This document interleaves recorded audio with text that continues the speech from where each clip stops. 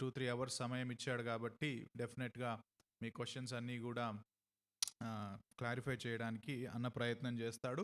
ఈరోజు కూడా కొన్ని క్వెషన్స్ ఏమైనా బైబిల్‌లో తనను తాను ప్రత్యక్షపరుచుకున్న దేవుడు ఒక్కడే దేవుడు. ఆయన ఒక్కడే దేవుడు. కానీ తనను తాను ముగ్గురు వ్యక్తులుగా ప్రత్యక్షపరుచుకున్నాడు. ఓకే. దేవుడొక్కడే కానీ తనను తాను ముగ్గురు వ్యక్తులుగా ప్రత్యక్షపరుచుకున్నాడు. ఈ ముగ్గురు మూర్తులు కాదు మళ్ళీ. ఓకే. ఈ ముగ్గురు కూడా ఒక్క దేవుడే గాని 3 పర్సన్స్‌గా ఒక being, one in essence, 3 in persons. So ఒక్క దేవుడు ముగ్గురు వ్యక్తులుగా తనను తాను ప్రత్యక్షపరుచుకోవడమే బైబిల్ త్రిత్వ సిద్ధాంతం. ఈ ముగ్గురు దేవుళ్ళు అనంటే మళ్ళీ తప్పు. ఓకే. సో అందుకే నేను అది ఇంటెన్షనల్‌గా చెప్తున్నాను. ఈ ముగ్గురు మూర్తులు, ఈ ముగ్గురు దేవుళ్ళు అన్నట్టుగా కాకుండా ముగ్గురు వ్యక్తులు. One essence, 3 beings. ఒక్క ఎసెన్స్‌ని తెలుగులో ఏమంటారో నాకు కరెక్ట్‌గా ఏమంటారు? దైవత్వమా? దైవత్వం అంటే ఎసెన్స్ రాదు. సారం. ఓకే. ఒక్క సారము ముగ్గురు వ్యక్తులుగా తనను తాను ప్రత్యక్షపరుచుకున్నాడు. ఈ ముగ్గురు కూడా ఇండివిడ్యువల్‌గా మళ్ళీ సేమ్ సారాన్ని కలిగి ఉన్నారు. అంటే సేమ్ దైవ స్వభావాన్ని ఈ ముగ్గురు వ్యక్తులు కూడా కలిగి ఉన్నారు. ఇంగ్లీష్‌లో చెప్పాలంటే they are co eternal, co equal and co substantial కాదు, ఇంకొక వర్డ్ ఉంటుంది. Co existing. Right. Co existing, co equal and co eternal. So ముగ్గురు ఒక్క దేవుడే ముగ్గురు వ్యక్తులుగా ప్రత్యక్షపరుచుకున్నారు. వాళ్ళు సహనిత్యత్వంలో ఉన్న సమకాలీకులు మరియు ఏమంటారు? సెల్ఫ్ ఎగ్జిస్టెంట్, స్వయంభవులు. Right, very good. Right. So ఈ సిద్ధాంతాన్నే బైబిల్ మనకు త్రిత్వ సిద్ధాంతంగా పరిచయం చేస్తుంది.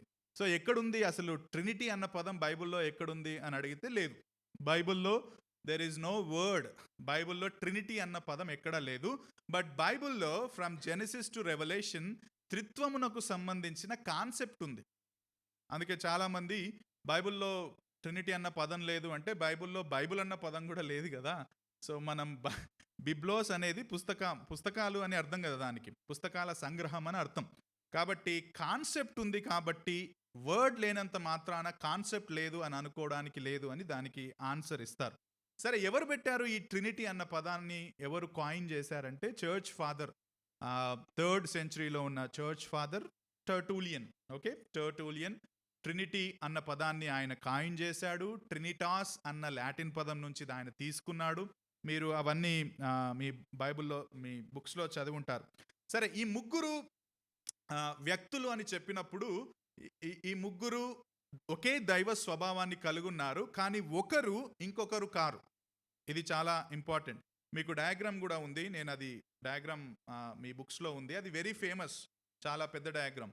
సో తండ్రి పరిశుద్ధాత్ముడు కాదు, తండ్రి కుమారుడు కాదు. రైట్.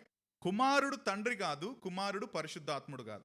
పరిశుద్ధాత్మ తండ్రి కాదు, పరిశుద్ధాత్ముడు కుమారుడు కాదు. కానీ ముగ్గురు కూడా మళ్ళీ ఒకే దేవుడు. ద్వితీయోపదేశకాండం 6వ అధ్యాయంలో మనకు ఆ మాట కనబడుతుంది. 6:4 ఏమని ఉంటుంది? ఓ ఇజ్రాయేలు వినుము, నీ దేవుడైన యెహోవా అద్వితీయుడగు దేవుడు. హీబ్రూలో వాడిన పదం కూడా దానికి ఎకాద్ అని వాడారు. రైట్. ఎకాద్ అన్న పదానికి అర్థం ఏంటంటే అద్వితీయుడు. అద్వితీయుడు ఒక్కడే. ఆ ఎకాద్ అన్న పదంలో బహుళత్వం ఉందని అంటారు.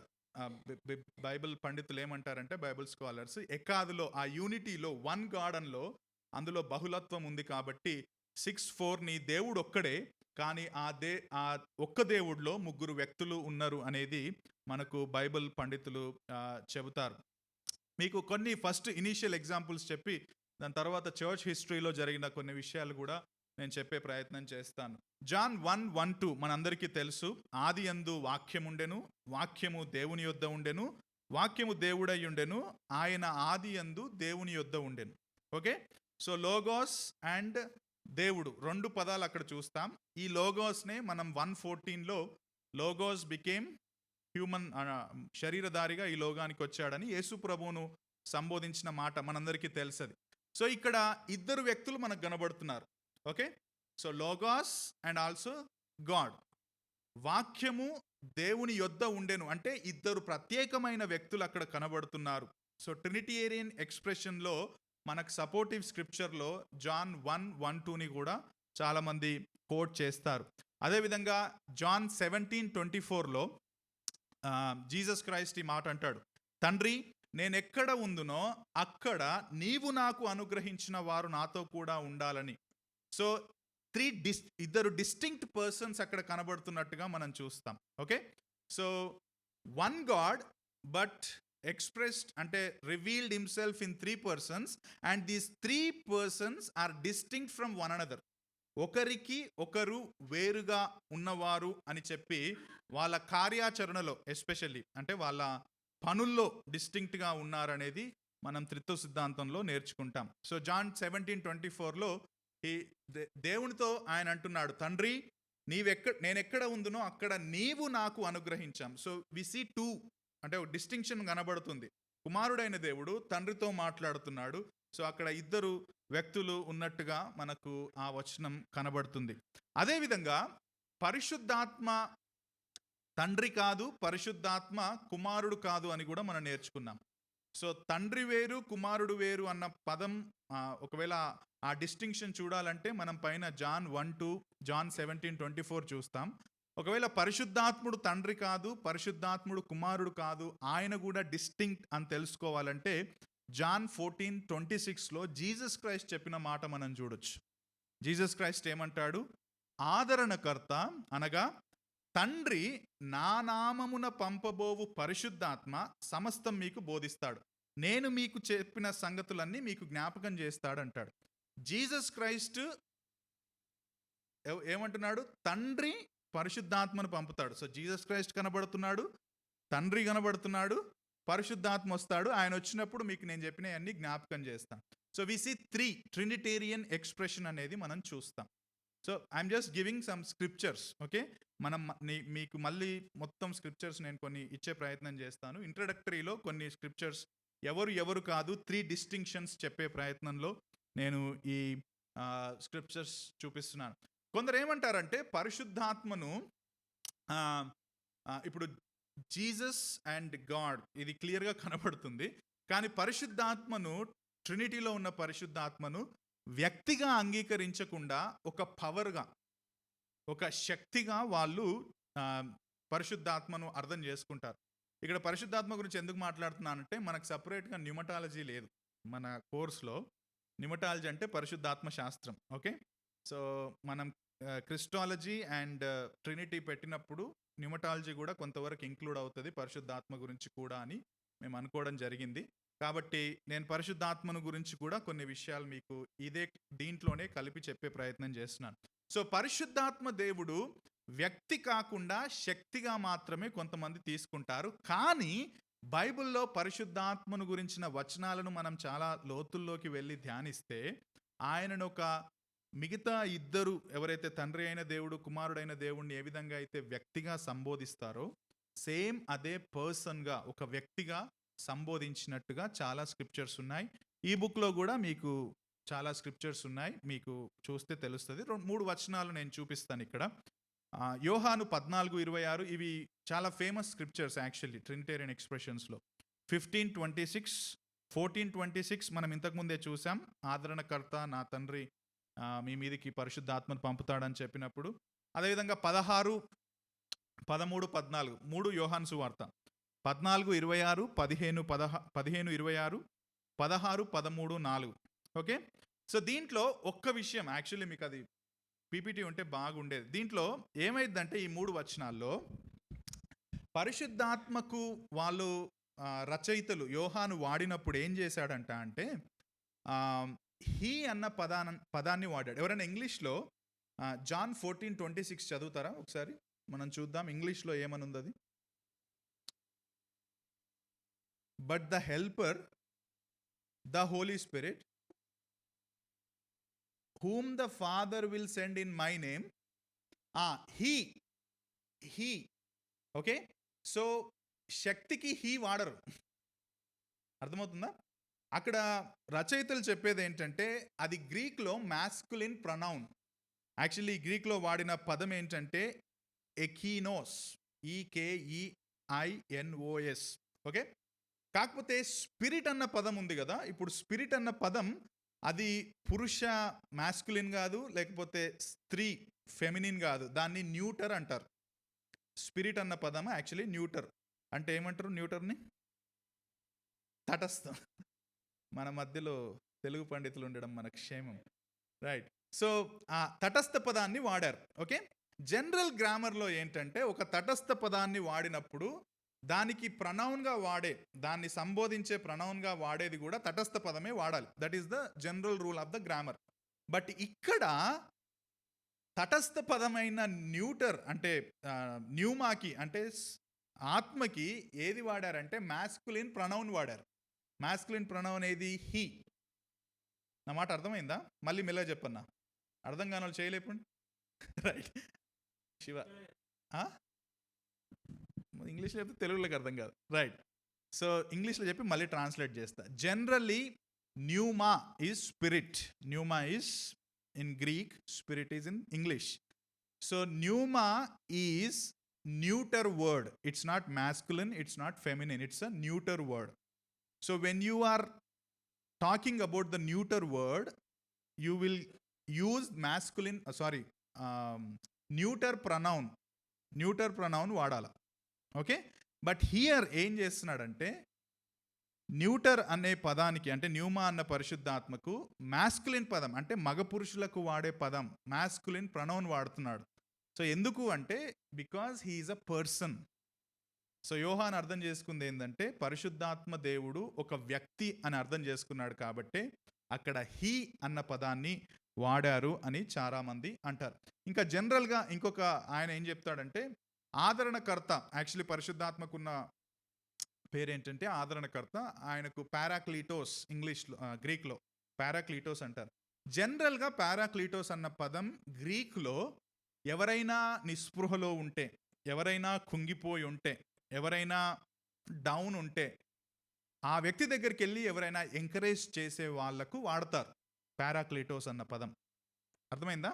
సో ఆ పదాన్ని పారాక్లీటోస్ అన్న పదాన్ని రచయితలు మళ్ళీ ఎవరికి వాడారంటే ఇక్కడ పరిశుద్ధాత్మకు వాడారు. సో జనరల్గా మీకు ఏం చెప్తున్నానంటే పరిశుద్ధాత్మ దేవుడు బైబిల్లో ఒక శక్తిగా వాడబడలేదు, కానీ ఆయన మిగతా త్రిత్వములో ఉన్న ఇద్దరు వ్యక్తులకు సమానంగా ఒక పర్సన్గా, వ్యక్తిగా వాడారు అనేది మనం ఇక్కడ చూడొచ్చు.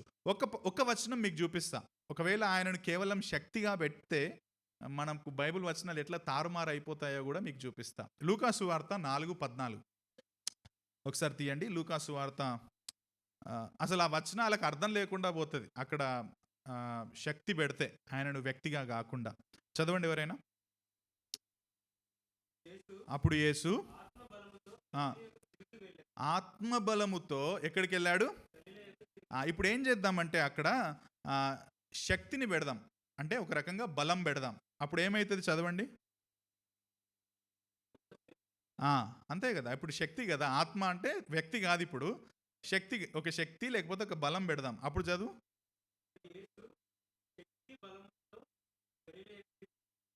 అప్పుడు ఏమవుతుంది అంటే నేను బలం అని పెట్టాను, ఇంకా అక్కడ నేనేం పెట్టుకున్నా అంటే అప్పుడు యేసు బలముతో లేదా శక్తి బలముతో గలిలయకు తిరిగి వెళ్ళాడు అని మార్చాల్సి వస్తుంది. కానీ అక్కడ ఆత్మ సహాయం. ఇంగ్లీష్లో యాక్చువల్లీ ఎక్స్ప్రెషన్ చాలా బాగుంటుంది. ఇంగ్లీష్లో చదవండి ఎవరైనా. ఇంగ్లీష్లో మంచిగా ఉంటుంది అది. తెలుగులో సింపుల్గా ఆత్మ అని ఉంది, కానీ ఇంగ్లీష్లో 4:14 Luke. Jesus returned in the, ఇప్పుడు అక్కడ పవర్ ఆఫ్ ద స్పిరిట్ దగ్గర మళ్ళీ పవర్ పెట్టామనుకో, Jesus returned in the power of the power, which does not make any sense. Okay, so just to prove that he is not a power but he is a person. శక్తి. ఇక్కడ ఒక misunderstand ఏం చేసుకుంటారంటే అదేంటి పెంటెకొస్తు పండుగ రోజు పరిశుద్ధాత్మ దేవుడు బలముగా వచ్చాడు, అందరినీ కమ్మాడు, అది శక్తిలాగానే మనం అర్థం చేసుకోవాలి కదా అంటే నో. ఆయన మేనిఫెస్ట్ చేసుకున్నాడు, ఆయన తనను తాను ప్రత్యక్షపరుచుకున్నప్పుడు జరిగిన సంఘటన అది. అంతేగాని అది ఆయన వ్యక్తిత్వాన్ని, ఆయన వ్యక్తి అని చెప్పడానికి ఏమంటారు, ఆయన వ్యక్తి అని చెప్పని సంగతి కాదది. అర్థమవుతుందా? పరిశుద్ధాత్మ దేవుడు తనను తాను ప్రత్యక్షపరుచుకున్నప్పుడు పెంతెకోస్తు పండుగ రోజు బలమైన గాలి వీచింది. ఆ రోజు అందరూ శక్తి చేత నింపబడ్డారు. ఆ రోజు అందరూ టంగ్స్లో మాట్లాడారు. So that is the manifestation, but that doesn't disprove that he is a person. నా మాటలు అర్థమైందా? సో అందుకే ఆయనను శక్తిగా కాకుండా ట్రినిటీలో ఉన్న మూడవ, లేకపోతే ఇద్దరు, తండ్రితో మరియు కుమారునితో కూడా సమాన దైవ స్వభావం కలిగిన వ్యక్తిగా మనం అర్థం చేసుకోవాలి. దానికి సంబంధించిన స్క్రిప్చర్స్ మీకు పరిశుద్ధాత్మ దేవుడు అనడానికి రుజువులు అని చెప్పేసి ఈ బుక్లో ఉన్నాయి. మీరు ఏ బుక్ చదివినా ఉంటాయి. మీరు వేరే బుక్ చదివినా కానీ గాడ్ ద ఫాదర్కున్న క్వాలిటీస్ ఉన్నాయి, గాడ్ ద సన్కున్న క్వాలిటీస్ ఉన్నాయి, గాడ్ ద స్పిరిట్కున్న క్వాలిటీస్ మీరు అక్కడ స్క్రిప్చర్స్లో చూసుకోవచ్చు. రైట్. ఓకే, సో ఇప్పుడు మనం చర్చ్ హిస్టరీకి వెళ్దాం. సంఘ చరిత్రలో అసలు త్రిత్వాన్ని పరిచయం చేసిన వ్యక్తులు ఎవరు, సంఘ చరిత్రలో జరిగిన గలిబిలు ఏంటి, అసలు త్రిత్వం గురించి నేను చాలా బ్రీఫ్గా చెప్తాను. చాలామంది ఉన్నారు, చాలా కాంట్రవర్సీస్ అయ్యాయి, చాలా డిబేట్స్ అయ్యాయి, కౌన్సిల్స్ అయ్యాయి. సో అవన్నీ మనం చెప్పుకుంటూ పోతే టైం సరిపోదు, కానీ క్లుప్తంగా నేను మెయిన్ విషయాలు మాత్రమే నేను మీకు చెప్పే ప్రయత్నం చేస్తాను. మొట్టమొదటిది, ఫస్ట్ సంఘ చరిత్రలో త్రిత్వం గురించి చెప్పిన వ్యక్తులు, అదేవిధంగా చరిత్రలో తప్పుడుగా ఆ త్రిత్వాన్ని ప్రజెంట్ చేసిన వ్యక్తుల గురించి కూడా నేను మీకు చెప్పే ప్రయత్నం చేస్తాను. మొట్టమొదటి వ్యక్తి పాలీకార్ప్. ఈయన స్మిర్నా, మనకు బైబిల్లో ఉంది కదా స్మిర్నా చర్చ్. ఎక్కడ ఉంటుంది స్మిర్నా చర్చ్? ప్రకటన. ఓకే, రెవల్యూషన్లో ఉన్న 7 సంఘాల్లో ఒక సంఘం స్మిర్నా తయతైరా, ఆ సంఘం. ఆ సంఘానికి కాపరిగా పనిచేశాడు ఈయన పాలీకార్ప్. చరిత్రలో చాలామంది చెప్పేది ఏంటంటే Polycarp is a disciple of who? John the apostles.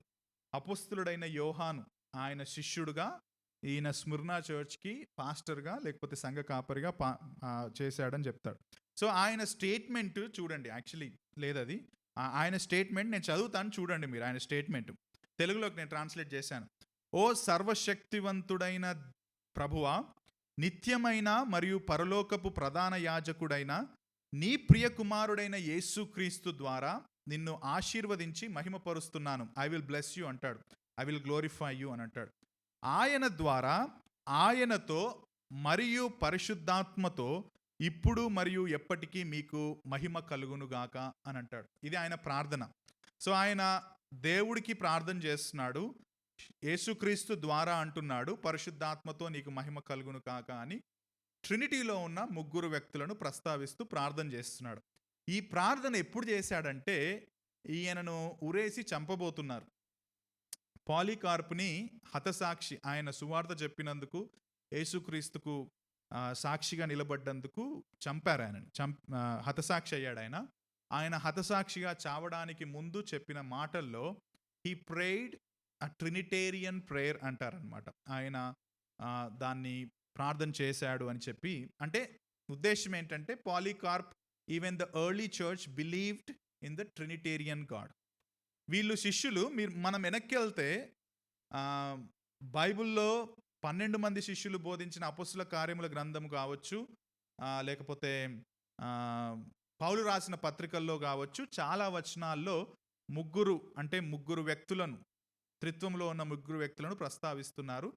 ఎందుకు ప్రస్తావిస్తున్నారంటే వాళ్ళు నమ్మారు కాబట్టి ప్రస్తావించారు. ఆ తర్వాత ఆదిమ సంఘంలో వీళ్ళు కూడా దాన్ని తీసుకున్నారు, నమ్మారు, ఆ విధంగానే దేవునికి ఆరాధన చేశారు అని మనకు సంఘ చరిత్ర చెబుతుంది. ఓకే, అది పాలీకార్ప్ మొట్టమొదటి వ్యక్తి. తర్వాత 100-125 మధ్య, AD 100 and 165 మధ్యలో బతికిన జస్టిన్ మార్టైర్. ఆయన మాటలు ఈ విధంగా ఉన్నాయి. ఏలయనగా లోకానికి తండ్రియు ప్రభువునైన దేవుని పేరట, మన రక్షకుడైన యేసుక్రీస్తు పేరట పరిశుద్ధాత్మ పేరట వాళ్ళు నీళ్లతో కడగబదురు. అంటే దేవర్ శాంక్టిఫైడ్, లేకపోతే వాష్డ్ విత్ వాటర్ అని కాన్సెప్ట్లో మాట్లాడుతున్న మాట. సో మొత్తానికి ఆయన మాటల్లో కూడా దేవుని పేరట, రక్షకుడైన క్రీస్తు పేరట, పరిశుద్ధాత్మ పేరుట. ఇంకెక్కడ కనబడతాయి మనకి బైబిల్లో ఇట్లా ముగ్గురువి? ఎవరైనా చెప్తారా? Baptism, right, very good. So ఇదే మాటలని జస్టిన్ మార్టైర్ కూడా వాడినట్టుగా సంఘ చరిత్రలో మనం చూస్తాం. కానీ ఇక్కడ ఒక ప్రాబ్లం అయింది. జస్టిన్ మార్టైర్ లేకపోతే మిగతా సంఘ చరిత్రలో ఉన్న వ్యక్తులు just because they understood or believed in Trinity, వాళ్ళు అర్థం చేసుకున్నారు త్రిత్వాన్ని, కానీ దాన్ని సరిగ్గా అవగాహన చేసుకోవడంలో చాలా ఇబ్బంది పడ్డారు. ఇప్పుడు జస్టిన్ మార్టైర్ ముగ్గురిని సంబోధించాడు జస్ట్ బికాజ్ వాళ్ళ ప్రార్థనలో లేకపోతే వాళ్ళ ఆరాధనలో త్రిత్వమైన దేవుణ్ణి సంబోధించినంత మాత్రాన వాళ్ళు పూర్తిగా సరి అయిన అవగాహన చేసుకున్నారా అంటే లేదు. ఈవెన్ ఎర్లీ చర్చ్ ఫాదర్స్లో కూడా చాలా తప్పుడు అవగాహన ఉంది, సరిగ్గా అవగాహన కూడా చేసుకోకపోవడం అనేది మనం సంఘ చరిత్ర చదివితే కొంతవరకు తెలుస్తుంది. సో జస్టిన్ మార్టైర్ ఒక రకంగా ఏం చేశాడంటే క్రీస్తును 2వ స్థానంలో, పరిశుద్ధాత్మను 3వ స్థానంలో పెట్టి సబార్డినేషన్ అన్న ఒక కాన్సెప్ట్ని తీసుకొచ్చాడు. పూర్తిగా తీసుకురాలేడు, but there was an idea. Subordination అనే ఒక కాన్సెప్ట్ మీకు ముందు చెప్తాను నేను అసలు సబార్డినేషన్ అనేది. సో మొత్తానికి జస్టిన్ మార్టైర్ కూడా త్రిత్వాన్ని నమ్మాడు. కాస్త అవగాహన లోపంలో ఆయన తర్వాత వాళ్ళు కూడా కొంచెం డీవియేట్ అయ్యారనేది చరిత్ర చూస్తాం. మూడవదిగా మన మెయిన్ పర్సన్ దగ్గరికి వద్దాం. టర్టూలియన్ అందరి చెప్పట్లేదు, నేను కొందరియే చెప్తున్నాను. టర్టూలియన్ 160-215 బతికాడు. ఈయన యాక్చువల్లీ మెయిన్గా మనకు ట్రినిటీ అని పేరు పెట్టింది. సో ఈయన ఏం చేశాడంటే ఎందుకు ట్రినిటీ గురించి అవగాహన, లేకపోతే ట్రినిటీ గురించి ఈయన ఎందుకు కొంత ఎక్కువగా ప్రాధాన్యతనిచ్చాడంటే ఆయన ఉన్న సమయంలోనే సెబిలియన్ అనే ఒక వ్యక్తి త్రిత్వాన్ని తప్పుగా అవగాహన చేసుకొని తప్పుడుగా బోధ చేశాడు. దాన్నే సెబిలియనిజం అని అంటారు. ఓకే, ఏమన్నాడు సెబిలియస్ AD 20లో అంటే త్రిత్వంలోని ముగ్గురు వ్యక్తులు ఒకే వ్యక్తి, రైట్, కానీ వివిధ కాలాల్లో వివిధ రకాల్లో ఆయన తనను తాను ప్రత్యక్షపరుచుకున్నాడు. ఇది సెబిలియన్ బోధ. వివిధ కాలాల్లో వివిధ రకాలుగా మోడ్స్ ఆర్ డిఫరెంట్. దాన్నే యాక్చువల్లీ మనం మోడలిజం అంటాం. అంటే ఏంటి మోడలిజం అంటే? తండ్రే కుమారుడిగా ఈ లోకానికి వచ్చాడు. తర్వాత కుమారుడు ఇక్కడ తన పని ముగించుకున్నాడు. కుమారుడు మరణం నుంచి తిరిగి లేచాడు. కుమారుడు పైకి వెళ్ళిపోయాడు. ఆ తర్వాత మళ్ళీ ఆయనే పరిశుద్ధాత్మ ద్వారా ఈ లోకానికి వచ్చాడు. సో వాళ్ళు ఏం చేస్తున్నారంటే ఒక్కడే వ్యక్తి 3 పాత్రలను పోషిస్తున్నాడు. This is మోడలిజం. ఎట్లా ఇప్పుడు కొన్ని ఇవి ఉంటాయి కదా, ప్లేస్, డ్రామాలు. ఓకే, ఆయనే హీరో, ఆయనే విలన్, లేకపోతే ఆయనే తండ్రి అన్నప్పుడు పైకి పోతాడు, ఆయన పోనీ కిందికి రాగానే మళ్ళీ బట్టలు మార్చుకుంటాడు, మళ్ళీ ఆయననే పోయి మళ్ళీ కొడుకులాగా చేస్తాడు, రైట్. సో ఒకటే ప్లేలో 3-4 చేస్తారు కదా. సో అట్లా మోడలిజం ఏం నమ్ముతుందంటే తండ్రే సృష్టికర్త అయిన దేవుడే యేసుక్రీస్తుగా వచ్చాడు, తిరిగి ఆయన పరలోకానికి వెళ్ళినప్పుడు మళ్ళీ తండ్రిగా తన పాత్ర తీసుకున్నాడు, మళ్ళీ ఆయననే పరిశుద్ధాత్మగా భూమికి వచ్చాడు.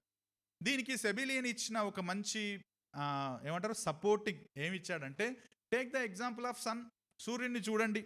సూర్యుడిని ఎట్లా మనం 3 రీతులుగా అర్థం చేసుకోవచ్చు. ఎట్లా అర్థం చేసుకోవచ్చు? ఆయన ఆకాశంలో భగభగ మండుతున్న అగ్నిగోళం, ఆయన మనకు అగ్నిగోళంగా కనబడుతున్నాడు. రెండవదిగా ఆయన ఇక్కడికి వచ్చినప్పుడు ఆయన ఎట్లా ఎక్స్పీరియన్స్ చేస్తున్నాం? ఒక వెలుగుగా. ఓకే, అగ్నిగోళంగా ఉన్నాడు, మళ్ళీ ఎట్లా వస్తున్నాడు? మనకు వెలుగుగా కనిపిస్తున్నాడు. అంతేనా? అది మన చర్మానికి తాగినప్పుడు ఏమవుతుంది? మనకు వేడి కలుగుతుంది. సో 3 ఒకరే కదా, సూర్యుడు ఒక్కడే, రైట్. సో అట్లనే దేవుడు కూడా ఒక్కడే. ఈ విధంగా ముగ్గురుగా లేకపోతే 3 విధాలుగా 3 మోడ్స్గా ఆయన పరిచయం చేసుకున్నాడు, ప్రత్యక్షపరుచుకున్నాడు అనేది modalism. Especially I think Jehovah Witnesses are Mormons దాదాపుగా నమ్మేది కూడా ఈ మోడలిజంని కొంత వాళ్ళు ఏమంటారు ఆకలింపు చేసుకున్నారు దాంట్లోంచి అని చెప్పి అంటారు. సో, ఈ సెబిలియన్ ఈ విధంగా అబద్ధ బోధ చేసినప్పుడు అప్పుడు టెర్టులియన్ యాక్చువల్లీ ఆయన కాదు, ఆహ్, దేవుడు ఒక్కడే కానీ ముగ్గురు ప్రత్యేకమైన వ్యక్తులుగా తనను తాను ప్రత్యక్షపరుచుకున్నాడు. తండ్రి కుమారుడు కాదు, కుమారుడు పరిశుద్ధాత్మ కాదు. Roles are different but one God అని చెప్పి కౌంటర్ చేస్తూ టెర్టులియన్ వాడాడు. టెర్టులియన్ చాలా మంచి పని చేశాడు. ట్రినిటీ అన్న పదాన్ని పెట్టాడు. కానీ టెర్టులియన్ కూడా కాస్త సబార్డినేషన్‌ని నమ్మాడు అని చెప్పి చాలామంది అంటారు. అందుకే అంటే ఆయన పూర్తిగా సబార్డినేషన్ అన్నది క్లియర్‌గా టీచ్ చేశాడో లేదో అన్నది నాకు కూడా పెద్ద అవగాహన లేదు. నాకు దొరకలేదు గానీ ఈయన చేసిన బోధను పట్టుకొని ఇంకొక బోధొచ్చింది. అది యాక్చువల్లీ పెద్ద గలిబిలి తీసుకొచ్చింది. అదే ఏరియనిజం. మనందరికీ లాస్ట్ టైం కూడా మనం మాట్లాడుకున్నాం. సో, లాస్ట్ టైం మనం అజయ్ కూడా చెప్పినట్టు గుర్తు. మనం క్రిస్టాలజీ గురించి మాట్లాడినప్పుడు నేను Arianism also is a controversy regarding Trinity అన్నప్పుడు లేదు, ఇట్స్ మెయిన్ బికాస్ ఆఫ్ క్రిస్టాలజీలో అది అన్నారు. బట్ స్టడీలో నాకు తెలిసింది ఏంటంటే ఈవెన్ ఏరియనిజం రావడంలో ఒక అబద్ధ బోధ విస్తరించడంలో మెయిన్ ప్రాబ్లం ఏంటంటే the understanding of the Trinity also. So, Arianism అనేది త్రిత్వానికి సంబంధించిన అబద్ధ బోధ. సో, వీళ్ళు ఏం చేశారు, ఏరియస్ అనే బిషప్ ఈయన ఏం చేశాడంటే అసలు ఈయన సబార్డినేట్ అంటే యేసుక్రీస్తు రెండవ వ్యక్తి, తండ్రి కంటే కొంచెం సబార్డినేట్ అని టెర్టులియన్ చెప్తున్నాడు కదా అని చెప్పేసి ఆ ఆలోచనను పట్టుకొని ఈయన మొత్తానికి ఒక అబద్ధ బోధ తీసుకొచ్చాడు. ఈయన ఏమన్నాడంటే ఏరియస్, అసలు యేసుక్రీస్తులో దైవత్వమే లేదు, కేవలం దేవుడే సృష్టింపబడనివాడు, కానీ యేసుక్రీస్తు సృష్టించబడినవాడు, బిగాటెన్ అన్న మాట తీసుకొని దాన్ని తప్పుగా అర్థం చేసుకొని క్రీస్తు సృష్టింపబడినవాడు, దేవుడు మాత్రమే సృష్టింపబడనివాడు అని చెప్పి ఆయన ఒక పెద్ద స్టేట్మెంట్ ఇచ్చాడు. ఏమన్నాడంటే there was a time when Christ did not exist. There was a time when Christ did not exist. నిత్యత్వంలో తండ్రి ఒక్కడే ఉన్నాడు, ఆయనే కుమారుణ్ణి ఆత్మను సృష్టించాడు. కాబట్టి తండ్రిలాగా లేదా తండ్రి లక్షణాలతో యేసుక్రీస్తు పుట్టాడు అనొచ్చు. తండ్రిలాగా లేకపోతే తండ్రి పోలికలో లక్షణాలతో పుట్టాడు అనొచ్చు. కానీ సేమ్ తండ్రికి ఉన్న సమానమైన ఎసెన్స్ మనం మాట్లాడుతున్నాం కదా, దైవిక స్వభావం, ఆ సారం కలిగి ఉన్నాడని అనలేము అని చెప్పి క్రైస్తవ సంఘంలో ఒక పెద్ద కాంట్రవర్సీ తీసుకొని వచ్చాడు.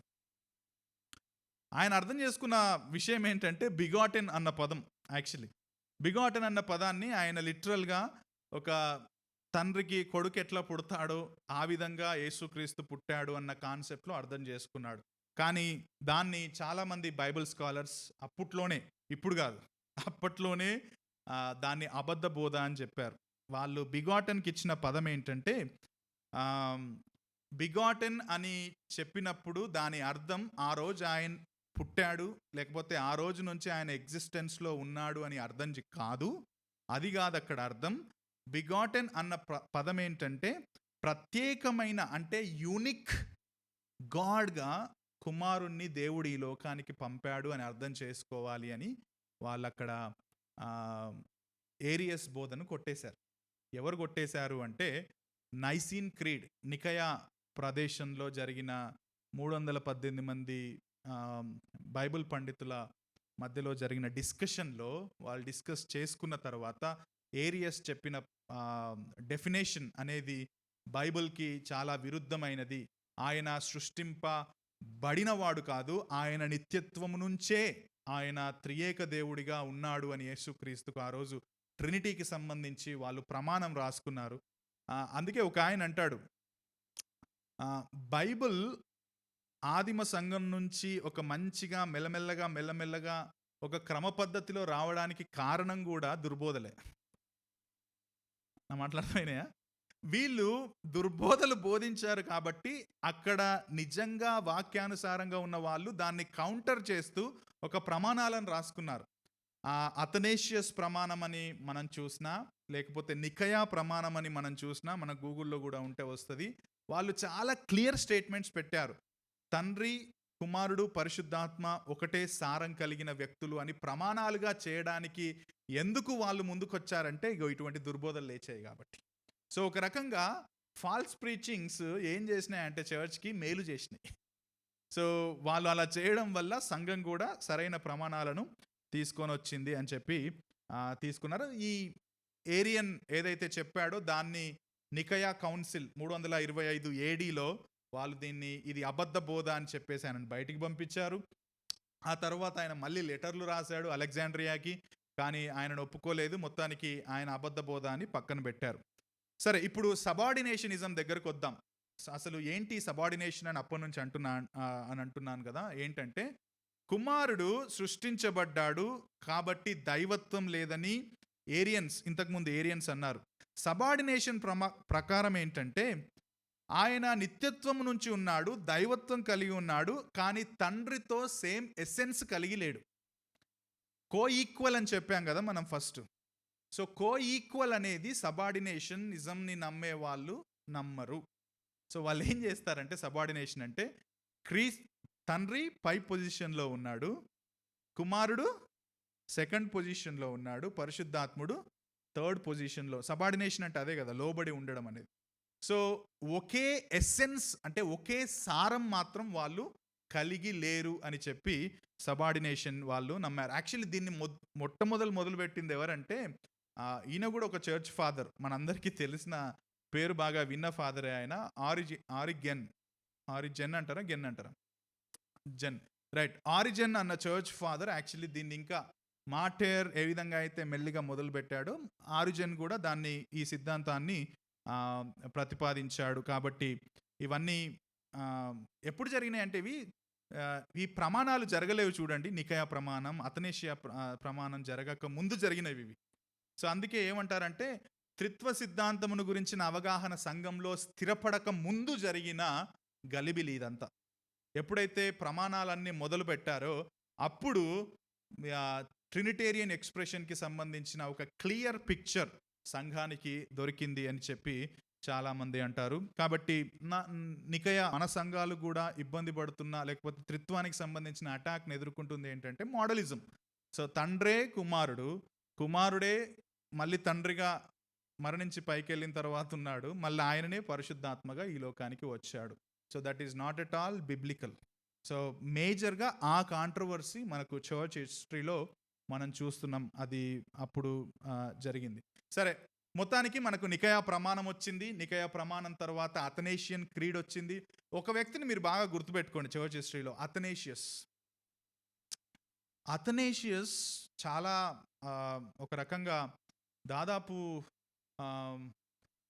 29-30 సంవత్సరాలప్పుడు ఆయన ట్రినిటీ మీద పోరాటం మొదలుపెట్టి, అంటే త్రిత్వాన్ని ప్రూవ్ చేయడానికి మొదలుపెట్టి ఎన్నో అబద్ధ బోధలను ఎదుర్కొని చచ్చిపోయేంత వరకు కూడా దాన్ని చాలా గట్టిగా పట్టుకొని యాక్చువల్లీ ఆయనకు చాలా అటాక్స్ అయ్యాయంట. అంటే ఆయన బోధ మీద, లేకపోతే ఆయన టీచింగ్స్ మీద, అథనేషియస్ మీద. కానీ చాలా చివరి వరకు కూడా నమ్మకంగా పరిచర్య చేశాడని ఆయనకు చర్చ్ హిస్టరీలో ఒక పేరు ఉంది. ఈ పేరు ఈ ట్రినిటేరియన్ దానికి ఎక్కువగా త్రిత్వ సిద్ధాంతాని కోసం బాగా పాటుపడ్డ వ్యక్తిగా మనం అథనేషియస్ని చూడొచ్చు అని చాలామంది చెప్తారు. సరే, మొత్తానికి నికయా ప్రమాణం వచ్చిన తర్వాత అప్పుడు మనకు త్రిత్వ సిద్ధాంతానికి సంబంధించి దేవుడు ఒక్కడే కానీ ముగ్గురు వ్యక్తులుగా ప్రత్యక్షపరుచుకున్నాడు. ముగ్గురిలో ఒకటే ఎసెన్స్ ఉంది. ఒక వ్యక్తి ఇంకొక వ్యక్తి కాదు, తన రోల్స్లో మాత్రమే డిఫరెన్సెస్ ఉన్నాయి. బట్ అల్టిమేట్గా బైబిల్ 6వ అధ్యాయం 4 ప్రకారం ముగ్గురు మూర్తులు, ముగ్గురు దేవుళ్ళు, దేవతలు అని పిలవట్లేదు, కానీ ఒకటే దేవుడు, ఆయన తనను తాను ముగ్గురుగా ప్రత్యక్షపరుచుకున్నాడు అని చెప్పి నమ్మడం జరిగింది. Right, okay, right. కొన్ని స్క్రిప్చర్స్ చూద్దాం. What are the general scriptures in the Bible? So ఇక్కడ ఒక మాట ఏంటంటే, మనం బిబ్లియాలజీలో మళ్ళీ ఒకసారి బిబ్లియాలజీకి వెళ్దాం. బిబ్లియాలజీలో మనం నేర్చుకున్న ఒక మాట ఏంటంటే, బైబిల్లోని సత్యాలు అన్నీ ఒక్కసారిగా ఇవ్వబడలేదు, అవునా? అవి దేవుడు ఏం చేశాడు? ప్రోగ్రెసివ్గా రివీల్ చేశాడు, right? So even the doctrine of Trinity కూడా ప్రోగ్రెసివ్గా రివీల్ చేయబడ్డది. అది నూతన నిబంధనలో, ఎస్పెషల్లీ న్యూ టెస్ట్మెంట్కి వచ్చే వరకు మనకు అరే అవును కదా, దేవుడు త్రిత్వమై ఉన్నాడు. కొత్త నిబంధనలో కొన్ని స్క్రిప్చర్స్ చూస్తే మనకు అరే అవును కదా అన్నట్టుగా అనిపిస్తుంది. సో ఈ కొత్త నిబంధనలో ఉన్న క్లారిటీ ఓల్డ్ టెస్టిమెంట్లో ఎక్కువగా కనబడకపోవచ్చు. బట్ ఓల్డ్ టెస్టిమెంట్లో కూడా ట్రినిటీకి సంబంధించిన ప్రస్తావన ఉంది అని చాలామంది బైబిల్ పండితులు నమ్ముతారు. రైట్? సో న్యూ టెస్టిమెంట్ పర్స్పెక్టివ్లో we have to look back to the Old Testament for the trinitarian expression of God. New టెస్టిమెంట్లో చాలా క్లియర్గా ఉంది. ఆ కళ్ళతో మనం ఓల్డ్ టెస్టిమెంట్లో దేవుడు ఏ విధంగా తనను తాను ముగ్గురు వ్యక్తులుగా ప్రత్యక్షపరుచుకున్నాడో చూసినప్పుడు అప్పుడు మనకు బిగ్ పిక్చర్ ఆఫ్ ట్రినిటీ అనేది క్లియర్గా మనకు అర్థమవుతుంది. సో ఎక్కడ మొదలైంది బైబిల్లో అని అంటే ఫస్ట్ వచనంలోనే మొదలైందని చాలామంది అంటారు. ఆదికాండం 1:26 అయిపోయిందా? రైట్, ఒక్కొక్కటే కొట్టు వచ్చింది. రైట్, ఆదికాండం 1:26, జెనసిస్ 1:26. అప్పుడు దేవుడు ఈలాగు చెప్పెను. ఎలాగు చెప్పెను? మన స్వరూపమందు మన పోలిక చొప్పున మనుష్యులను చేయుదము. సో అక్కడ సింగులర్ వర్డ్ వాడలేదు, అంటే ప్లూరల్ వర్డ్ వాడారు దేవుడు అని అక్కడ చాలా మంది అంటారు. సో మన స్వరూపమందు, నా స్వరూపమందు అనలేడు దేవుడు. ఏమన్నాడు అక్కడ? మన స్వరూపమందు మన పోలిక చెప్పున. దీన్ని కొంతమంది బైబిల్ పండితులు ఏమన్నారంటే ఇది రాయల్, అంటే ఒక కింగ్ మాట్లాడినప్పుడు ప్రజలతో, మా సభ యుద్ధకు రమ్ము, నువ్వు మా ముందుకు వచ్చితివా అంటే, ఆయన ఒక్కడే రాజు, ఒక్కడే కదా, రాజులు ఇద్దరు ఉండరు కదా జనరల్గా, కింగ్ ఒక్కడే ఉంటాడు. మా ముందుకు రావడానికి నీకెంత ధైర్యము అని అంటారుగా. సో మా అన్న పదాన్ని తనకు తాను గౌరవంగా వాడుకున్నారు, అది ప్లూరల్ వర్డ్ కాదు అని అన్నారు.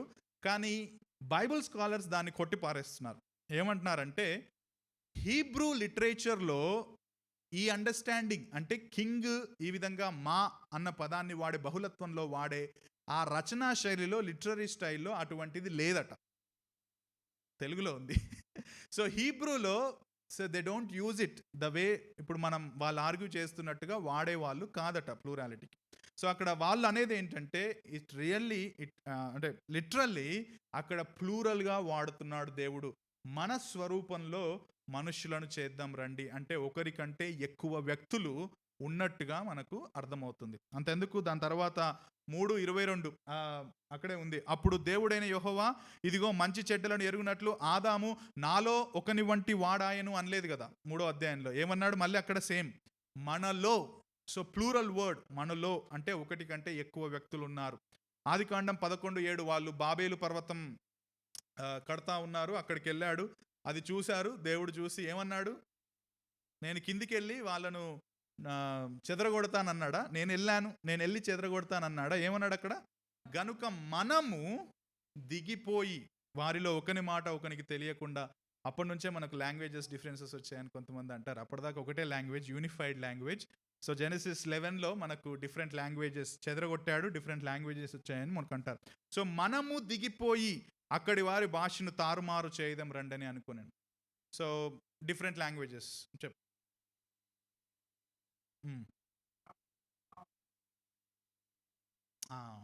మన మన రైట్. మా అంటే మన భాషలో గౌరవానికి మా అంటారు. ఎస్పెషల్లీ తెలంగాణలో ఇంకా చాలా తక్కువ. తెలంగాణలో నా అంటారు, నువ్వు అంటారు, కానీ ఆంధ్రాలో కొద్దిగా మా అనేది ఎక్కువ వాడతారు గౌరవానికి.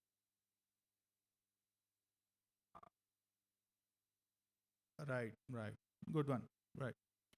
రైట్, ఆది కాండంలోనే మనకు త్రిత్వంకి సంబంధించి బహుళత్వం. యాక్చువల్లీ ఇంకొక మాట నేను ఇందులో పెట్టడం మర్చిపోయాను. In the beginning God, okay, Genesis 1:1, in the beginning God. అక్కడ వాడిన హీబ్రూ పదం ఏంటి? ఎలోహీమ్. ఓకే, ఎలోహీమ్, HIM చివరి పదాలు యాక్చువల్లీ బహుళత్వాన్ని సూచిస్తుంది అని అంటారు. ఓకే, ఎలోహీమ్ అనేది హీబ్రూలో, ఎలోహీమ్ అనే పదంలో HIM, హిమ్ అనేది గాడ్స్ అంటే మళ్ళీ 3-4 వ్యక్తులు, దేవుళ్ళని కాదు, కానీ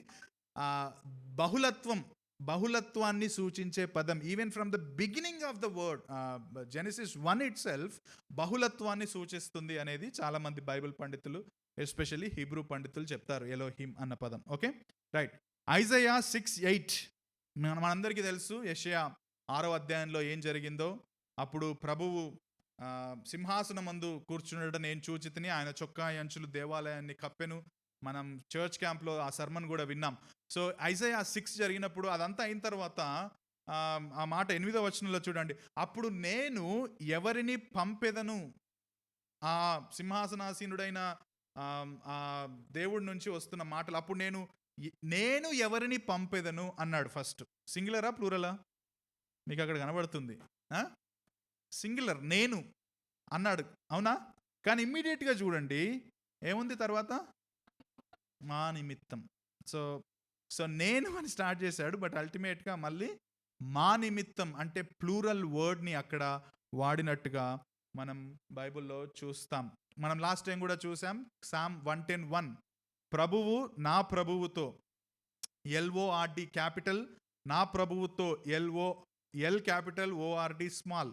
దావీదు చెబుతున్న కీర్తనలో ప్రభువు నా ప్రభువుతో సెలవిచ్చిన వాక్కు, తండ్రి అయిన దేవుడు కుమారుడైన దేవునితో నీవు నా కుడి పార్శ్వమున కూర్చుండుము అని చెప్పినట్లుగా మనం అక్కడ ఇద్దరు వ్యక్తులను, అంటే ఒకరికంటే ఎక్కువ డిస్టింక్ట్ పర్సన్స్ని మనం ఆ వచనంలో చూస్తాం. రైట్.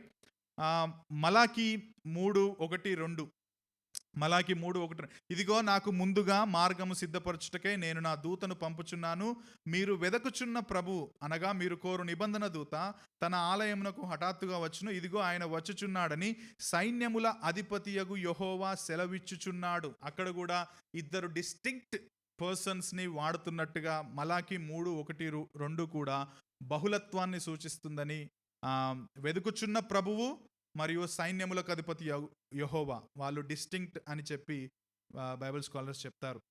ఇది చూడండి, ఇది చాలా, నాకు కూడా ఫస్ట్ టైం యాక్చువల్లీ నేను స్టడీ చేస్తున్నప్పుడే నాకు దీని గురించి తెలిసింది, అంతకుముందు నాకు తెలియదు అసలు.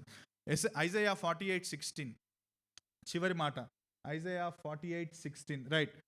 ఆది నుండి నేను రహస్యంగా మాట్లాడిన వాడను కాను, అది పుట్టిన కాలం మొదలుకొని అక్కడున్న వాడను, ఇప్పుడు ప్రభువగు యెహోవాయు ఆయన ఆత్మయు నన్ను పంపెను. ముగ్గురు వ్యక్తులు కనబడుతున్నారు అక్కడ మీకు? ఇద్దరు కనబడుతున్నారా? చెప్పండి.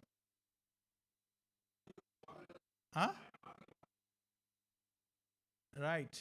సో అంటే నేను చదివిన దాని ప్రకారం మేబీ, అంటే మీరు కూడా మళ్ళీ చూడండి, correct me if I am wrong.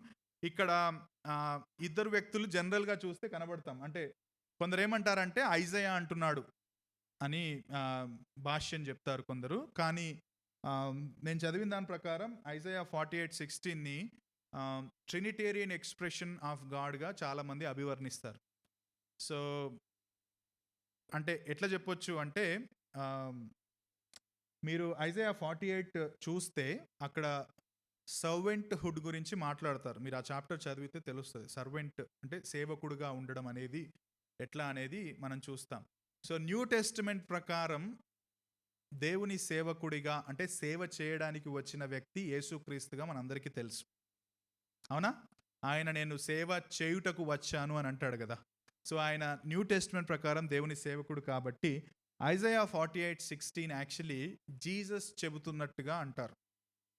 So Jesus is telling ఏంటంటే, ప్రభువగు యెహోవాయు ఆయన ఆత్మయు నన్ను పంపెను అన్న మాట యేసు ప్రభువును ఉద్దేశించి ఆయన చెప్పిన మాటగా కూడా అభివర్ణిస్తారు. సో ట్రినిటేరియన్ ఎక్స్ప్రెషన్గా 48:16ని చాలామంది నమ్ముతారు. సో అది కూడా నాకు కొత్తగా అనిపించింది. సో మీరు కూడా you can do some study. Right. చాలా ఉన్నాయి ఓల్డ్ టెస్టిమెంట్లో. నేను మీకు ఓన్లీ 6 స్క్రిప్చర్స్ మాత్రమే నేను ఇక్కడ మీకు చూపించే ప్రయత్నం చేశాను. సో ఆల్రెడీ చెప్పినట్టుగా ఓల్డ్ టెస్టిమెంట్లో పూర్తిగా త్రిత్వానికి సంబంధించిన సంపూర్ణమైన అవగాహన రాలేదు. ప్రోగ్రెసివ్గా దేవుడు రివీల్ చేసుకుంటూ వచ్చాడు. But when it comes to new testament, కొత్త నిబంధనకు రాగానే సువార్తల్లో కావచ్చు, పత్రికల్లో కావచ్చు, చాలా చక్కగా ట్రినిటేరియన్ ఎక్స్ప్రెషన్ అనేది మనకు కనిపిస్తుంది. సో అది కూడా మొదటి అధ్యాయంలోనే, మొదటి పుస్తకంలోనే మనం చూస్తాం. మత్తయి సువార్త 3:16-17లో యేసు ప్రభు ఆయన మరియ దగ్గర, యోసేపు దగ్గర పెరిగాడు, జ్ఞానములో పెరిగాడు, వాళ్ళకు లోబడి పెరిగాడు ఒక కుమారుడిగా. ఆ తర్వాత మొట్టమొదటిసారి పరిచర్యకు వచ్చాడు. ఆయన రాగానే సాతానుడు ఎడారికి తీసుకెళ్ళాడు, శోధించాడు. ఆ తర్వాత తిరిగి వచ్చిన తర్వాత ఆయన యోర్దాను నదిలో బాప్తిజం తీసుకున్నాడు. అప్పుడు చూడండి 16-17లో, యేసు బాప్తిస్మం పొందిన వెంటనే నీళ్ళ నుండి ఒడ్డుకు వచ్చిన, ఇదిగో ఆకాశము తెరవబడెను, దేవుని ఆత్మ, ఇక్కడ పరిశుద్ధాత్మ దేవుడు పావురము వలె ఇంటర్ప్రిటేషన్, ఓకే, పరిశుద్ధాత్ముడు పావురం కాదు, రైట్, పావురము వలె, ఇట్స్ ఏమంటారు, సిమిలి, ఓకే. సో పావురము వలె దిగి తన మీదికి వచ్చుట చూచెను, మరియు ఇదిగో ఆయనే నా ప్రియకుమారుడు, నేను ఆనందించుచున్నానని ఒక శబ్దము ఆకాశం నుండి వచ్చెను, రైట్.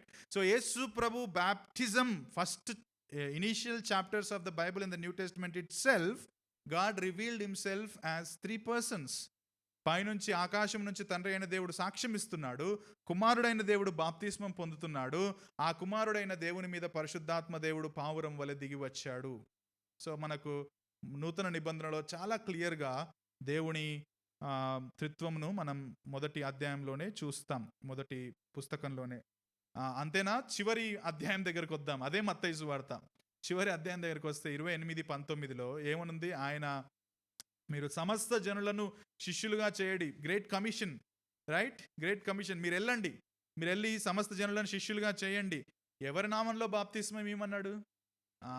మళ్ళీ ట్రినిటేరియన్ ఎక్స్ప్రెషన్, తండ్రి నామంలో, కుమారుని నామంలో మరియు పరిశుద్ధాత్మ నామములో మీరు బాప్తిస్మం ఇవ్వుడి.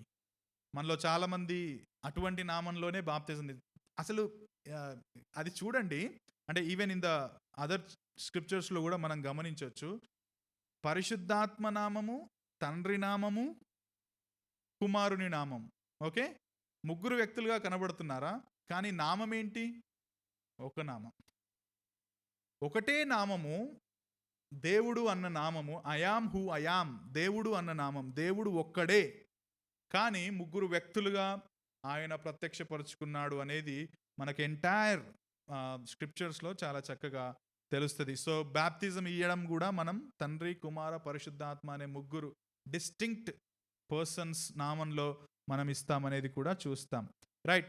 నూతన నిబంధన చదవండి ఎవరైనా, 1 Corinthians 12:4-6.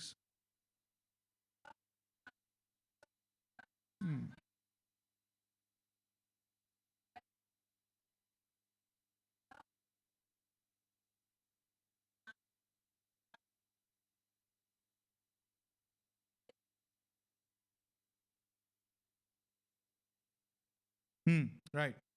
So now there are varieties of gifts, but the same Spirit, and there are varieties of service, but the same Lord, Kurios, and there are varieties of activities, but it is the same God who empowers them in all, every one. So ఇక్కడ ముగ్గురు వ్యక్తులుగా మనం చూస్తున్నాం. ఒకరు ఆత్మ, రెండవరు ప్రభువు, మూడవరు దేవుడు. So జనరల్గా, అంటే మామూలుగా 1 Corinthians 12లో కూడా when he speaks about the spiritual gifts ఎక్కడి నుంచి వస్తాయంటే కూడా మనం కేవలం పరిశుద్ధాత్మ మాత్రమే మనకి గిఫ్ట్స్ ఇస్తాడు అనేది మనకు అర్థమవుతుంది. జనరల్గా మనం ఏమనుకుంటామంటే అవి పరిశుద్ధాత్మ వరాలు అని అనుకుంటాం, కానీ పరిశుద్ధాత్మ వరాలను కూడా దయచేసేది దేవుడే అని ఆ యూనిటీ ఇన్ ట్రినిటీని చెప్పడానికి 1 Corinthians 12 చాలామంది వాడుతున్నట్టుగా మనం చూస్తాం. సో ఆత్మ ఒక్కడే, నానా విధములుగా ఉన్నవి కానీ ప్రభు ఒక్కడే, మరియు అందరిలోనూ వాటన్నిటినీ జరిగించు దేవుడు కూడా ఒక్కడే అని ట్రినిటేరియన్ ఎక్స్ప్రెషన్ కూడా 1 Corinthians 12లో వాడారు. మీకు బెనడిక్షన్ చాలా మందికి తెలుసు కదా, బెనడిక్షన్ చెప్పండి.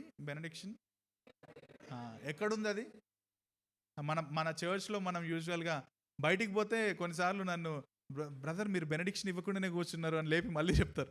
నేను ప్రతిసారి బ్రదర్ మీరు చెప్పేయండి బ్రదర్ అని చెప్తాను. ఎక్కడుంది బెనడిక్షన్?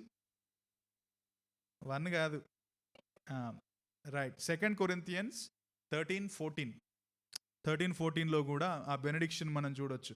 ప్రభువైన యేసుక్రీస్తు కృపయు, దేవుని ప్రేమయు, పరిశుద్ధాత్మ సహవాసము మీ అందరికీ తోడయుండును గాక. So it's again a Trinitarian expression of blessing. So benediction, blessing కూడా మనం ట్రినిటేరియన్ ఎక్స్ప్రెషన్. అంటే న్యూ టెస్టిమెంట్లో చూడండి ఎంత క్లియర్గా ఉంది. ఓల్డ్ టెస్టిమెంట్లో ఉన్నంత క్లారిటీ, న్యూ టెస్టిమెంట్లో ఉన్నంత క్లారిటీ మనకు ఓల్డ్ టెస్టిమెంట్లో కనబడదు. ఎఫెసీ పత్రిక 4:5-6 మనకు వస్తుంది ముందు ముందు. అక్కడ కూడా ప్రభు ఒక్కడే, బాప్తిస్మం ఒక్కడే, అందరికీ తండ్రి అయిన దేవుడు ఒక్కడే. నెక్స్ట్ సర్మన్లో అది కూడా వస్తుంది యాక్చువల్లీ. ఇక్కడ చూడండి, ఇక్కడ కూడా ఆ పదం చూడండి. ఫస్ట్ ప్రభు ఒక్కడే, ఆ తర్వాత చివరికి మళ్ళీ తండ్రి అయిన దేవుడు ఒక్కడే. సో 2 డిస్టింక్ట్ పర్సన్స్ అక్కడ మాట్లాడుతున్నట్టు.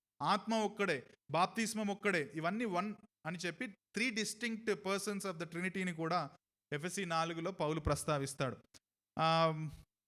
1 పీటర్ 1:2 ఇంకా చాలా ఫేమస్ స్క్రిప్చర్ అది.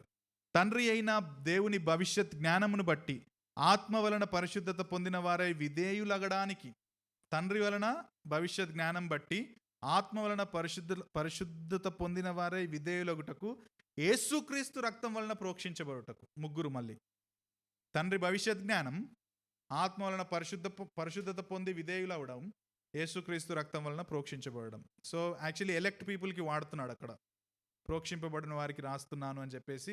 ఆ ముగ్గురులో మళ్ళీ ట్రినిటేరియన్ ఎక్స్ప్రెషన్ మనం చూస్తాం. యూదా, మన అజయ్ కూడా అది ప్రస్తావించినట్టు గుర్తు నాకు. జూడ్ 1:20-21 ప్రియులారా, మీరు విశ్వసించు అతి పరిశుద్ధమైన దాని మీద మిమ్మును మీరు కట్టుకొనుచు, పరిశుద్ధాత్మలో ప్రార్థన చేయొచ్చు, నిత్య జీవార్థమైన మన ప్రభువుకు యేసుక్రీస్తు కనికరము కొరకు కనిపెట్టుచు దేవుని ప్రేమలో నిలుచున్నట్లు కాచుకొని యుండుడి. Again the trinitarian expression. So ultimately the point is the Bible clearly explains about the Trinity. That is, God in essence is one, but in persons is revealed himself as 3 persons, but all are having the same essence of godliness. ఒకే దైవ స్వభావాన్ని కలిగి ఉన్నారు. ముగ్గురు వ్యక్తులుగా తనను తాను ప్రత్యక్షపరుచుకున్నాడు. ముగ్గురు వ్యక్తులు 3 కార్యాలను చేశారు. ఓకే, సో మోడలిజంలో ఒక ప్రాబ్లం ఏంటంటే, ఇప్పుడు తండ్రే కుమారుడిగా వచ్చాడు, కుమారుడే మళ్ళీ తండ్రి పాత్రను తీసుకున్నాడు, మళ్ళీ ఆయననే పరిశుద్ధాత్మక వచ్చాడు అంటే ప్రాబ్లం ఏమవుతుందంటే, ఇప్పుడు కుమారుడిని ఎవరు పంపారని ఉంది బైబిల్లో? కుమారుణ్ణి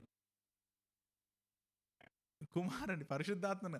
మనం జాన్ 14:26 మాట్లాడింది పరిశుద్ధాత్మను. తండ్రి పంపాడు. మీరు మళ్ళీ కన్ఫ్యూజ్ అవుతుంది. తండ్రి పంపాడు.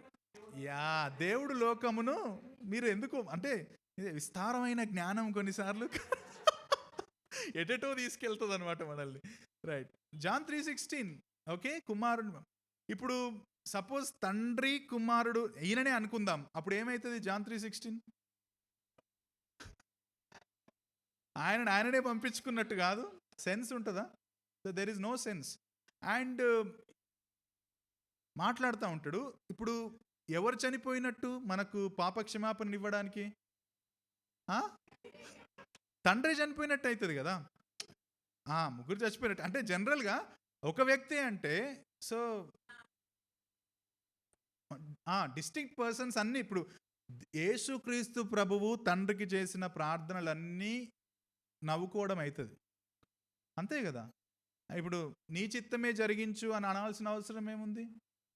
నా చిత్తమే కదా. ఇప్పుడు ఆయననే అంటే నా చిత్తం కదా. ఇప్పుడు ఆయన వెళ్ళి పెందలకడనే లేచి ఆడికి పోయి ప్రార్థన చేయాల్సిన అవసరం ఏముంది? ఆయనే అయితే, తండ్రే కుమారుడు అయితే ఆయన వెళ్ళి మళ్ళీ తండ్రికి ప్రార్థన చేయాల్సిన అవసరం ఏముంది? తండ్రి. సో డిస్టింక్షన్ అనేది, సో మోడలిజంలో ఇవన్నీ మనం కొట్టేయచ్చు అనమాట మీకు. Okay, right. ఒక్కసారి ఈ వచనం చూస్తారా? రోమన్స్ 8:33-34. రోమీలకు రాసిన పత్రిక 8వ అధ్యాయం 33-34. ఒకసారి చూడండి.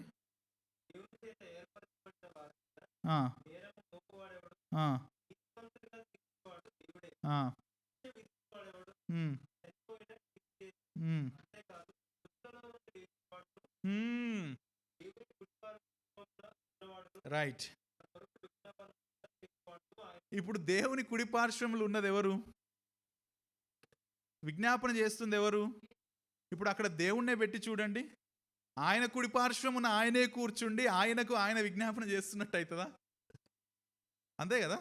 సో ఆయన కుడి పార్శ్వమున ఆయన కూర్చోవడం సంభవించేది కానే కాదు. అండ్ ఆల్సో చనిపోయిన యేసుక్రీస్తు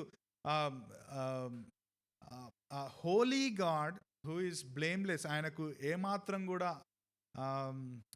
అపవిత్రత లేని కుమారుడు ఈ లోకానికి వచ్చి మరణిస్తేనే మనకు పాపక్షమాపణ. Okay, so even the death of lord Jesus Christ, ఒకవేళ ట్రినిటేరియన్ ఎక్స్ప్రెషన్లో చూస్తే ఆయన మరణము ద్వారా మన రక్షణ అనేది కూడా ఒక వ్యక్తి, దేవుడైన వ్యక్తి ఈ లోకానికి వచ్చి మరణించడం ద్వారా రక్షణ మనకు అవసరమైనప్పుడు దేవుడు ఈ లోకానికి రావడం అనేది కూడా ట్రినిటేరియన్ ఎక్స్ప్రెషన్. అంటే సాల్వేషన్కి the second person of Trinity coming in human form is very important అని చెప్పే ప్రయత్నం చేస్తున్నా. Somebody who is divine should come in human form to die on the cross to forgive our sins, otherwise it will not happen. అంతెందుకు, మనం ఎఫిషియన్స్లో చూసాం కదా, Ephesians first చాప్టర్లో మన ఎక్స్పోజిషన్లో మనం మర్చిపోయినాం. జగత్తు పునాది వేయబడక ముందే ఎన్నుకున్న తండ్రి, కానీ ఎవరొచ్చారు ఆ ప్రజల కోసం విమోచన ఇవ్వడానికి? కుమారుడు వచ్చాడు, తన రక్తం వలన మనకు విమోచన పాపక్షమాపణ కలిగింది అన్నాడు. మళ్ళీ 14వ వచనం దగ్గరికి రాగానే ఏముంది? ఆ పరిశుద్ధాత్మ చేత మనం ముద్రించబడ్డాం. సో సాల్వేషన్లో the trinitarian God's involvement is very important. So మనం కొన్నిసార్లు ఏం చేస్తామంటే ఓన్లీ క్రైస్ట్ అనుకుంటాం. No, it's not only Christ. Through God who is triune. సాల్వేషన్లో ట్రయూన్ గాడ్ ఇన్వాల్వ్మెంట్ ఉంది, మన శాంక్టిఫికేషన్లో ట్రయూన్ గాడ్ ఇన్వాల్వ్మెంట్ ఉంది, మనం ఏది చేసినా ఫేత్లో కొనసాగడానికి ట్రయూన్ గాడ్ ఇన్వాల్వ్మెంట్ ఉంది. మీకు స్క్రిప్చర్స్ ఉన్నాయి actually. Hebrews 1:3 very good, wonderful scripture. పూర్వకాలం నానా సమయంలో నానా విధాలుగా మాట్లాడిన దేవుడు ఇప్పుడైతే ఎవరితో మాట్లాడుతున్నాడు? తన కుమారుడు. అక్కడ వాడిన పదం చూడండి ఒకసారి, తీయండి. హీబ్రూ హీజ్ ఏమని ఉంటుంది? Radiance of the glory of God, exact imprint and same words actually. అంటే ఆయన దేవుని యొక్క పోలికలో ఈ లోకానికి వచ్చాడని కొలస్సియన్స్ 1లో ఉంటుంది చూడండి ఒకసారి. కొలస్సి 1, ఆది సంభూతుడు, ఆయన దేవుని, ఆ పదం చూడండి ఒకసారి. I forgot. ఉన్నవాడు, భూతుడు, అది ఎన్నో వచనం అజయ్? 15వ వచనం చదువు గట్టిగా ఒకసారి. ఆయన అదృశ్య దేవుని స్వరూపి. ఇంగ్లీష్లో చదవండి. Image of the invisible God. హీబ్రూస్లోనేమో ఈజ్ ద ఎగ్జాక్ట్